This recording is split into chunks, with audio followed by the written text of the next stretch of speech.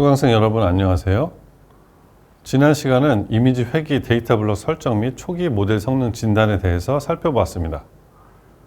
이번 시간은 이미지 회귀 로그 변환을 통한 성능 개선에 대해 살펴보겠습니다.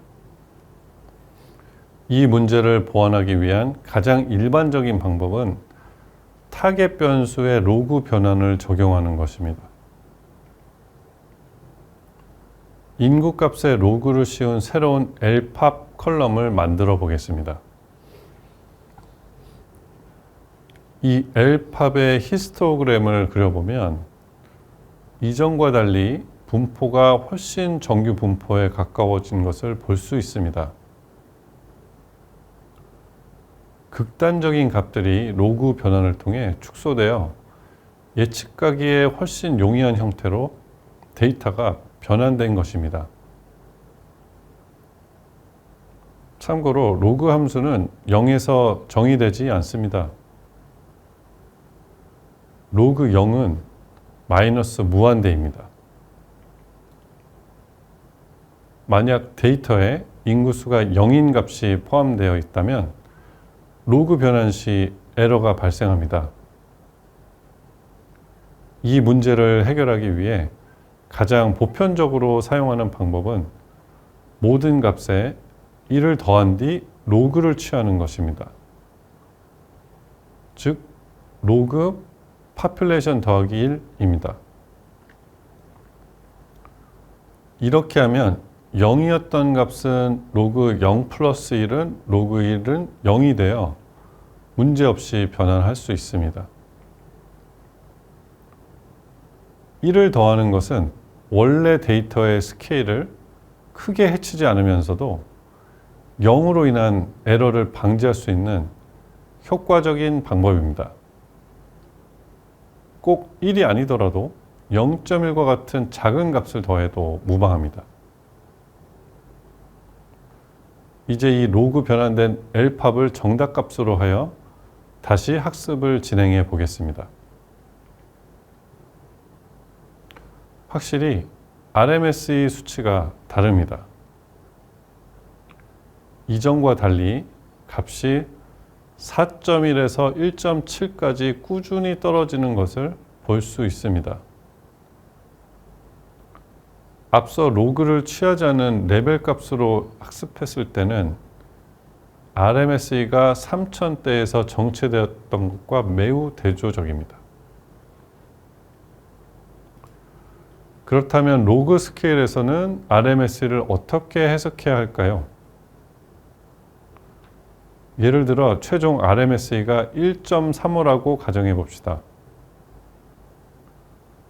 로그 값의 차이는 원본 값의 퍼센트 변화율과 근사적으로 해석할 수 있는 경우가 많습니다. RMSE가 1.35라는 것은 대략 플러스 마이너스 135%에서 150% 정도의 오차율을 의미한다고 말할 수 있습니다. 정확한 변화는 아니지만 성능의 규모를 파악하는 데 도움이 됩니다.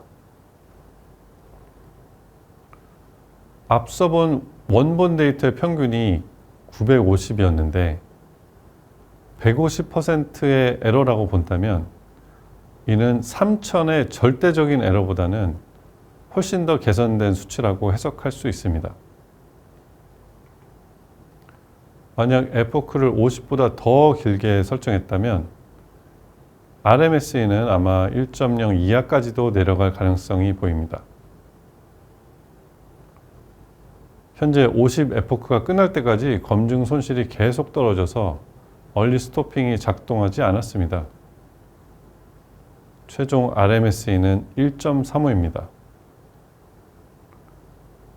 이때 검증 손실은 1.8인데 이는 1.35의 제곱은 1.8 정도입니다.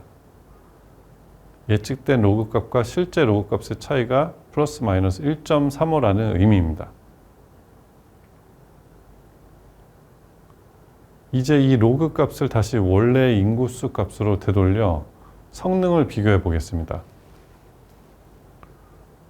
로그 변수인 로그 x의 역변화는 지수 함수를 취하는 것입니다. 예를 들어 실제 로그 값이 5.4인 데이터를 5.93으로 예측했다고 가정해 봅시다.